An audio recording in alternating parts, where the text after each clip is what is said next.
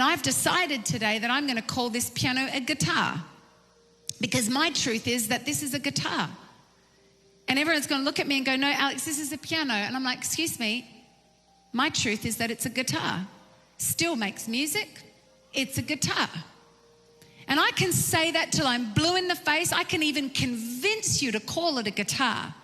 But no one has the right to change the truth of what this is except for the one who designed it and created it and understand its form and function.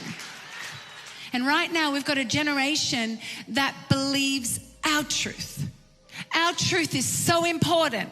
Our version of the truth, our truth. If it's your truth, then it's truth. It's not truth. You can't measure truth on you.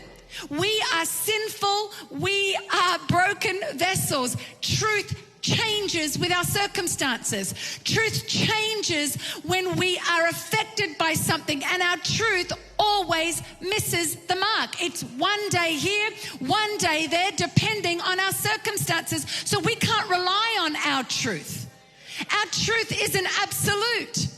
Our truth wavers according to our circumstances. Oh, I believe in healing. No, now I don't believe in healing because I prayed to God and he didn't heal me. So guess what? My truth has changed now. Oh, I don't believe, well, they tell me that the truth is that he provides. And I gave once and he never provided, so I don't believe he provides. And so our truth changes. And the question we need to ask ourselves, church, is do you believe that this word of God is the inspired, God-breathed word? Because this is our absolute truth that we live by. This is the standard. Because we can't live according to our truth because our truth is changing all the time. But this word never changes. It's been the same yesterday and he's the same today and he'll be the same forever. His truth doesn't change according to the current climate that we're living in. It doesn't change just because the narrative of society is changing. And what you guys probably need to understand is what is happening right now on the earth is not new. It's been repeated over and over. Sin is sin. And every sin that is happening now in the world happened outside of the garden. It's been happening.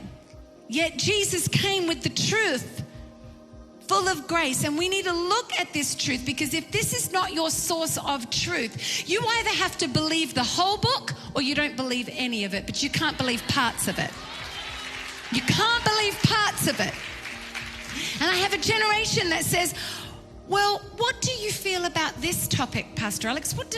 What's your opinion? I'm not allowed to have an opinion. I have to follow the truth.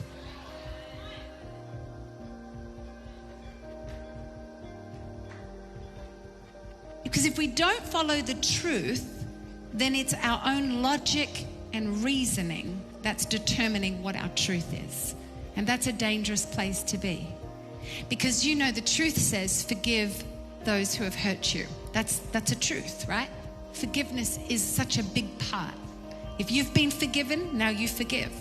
Oh, but Pastor Alex, there are exceptions to what level of forgiveness. No, there aren't. It's just forgive. Now, God doesn't say just be in relationship. Say if you've been abused by somebody, you have to now reconcile and be in a relationship and be best friends with those people. No, but you still have to forgive them. See, that's a truth that some of us, we want to justify our actions and say, yeah, but I don't want that person off the hook. Well, that's the whole point of forgiveness. You're not the judge. You don't get to determine who gets off the hook. Because you know what? Jesus got you off the hook when you didn't deserve it. God designed us to operate at maximum function. He had an original design that is so great for every single person on this planet. And he knows best. And right now he's looking at humanity going, they're not living to the wholeness and the fullness of what I've designed them to live because of sin. But this is where, when we get in the Word and we abide in His truth and we get to know who He is, we obtain life and life abundantly.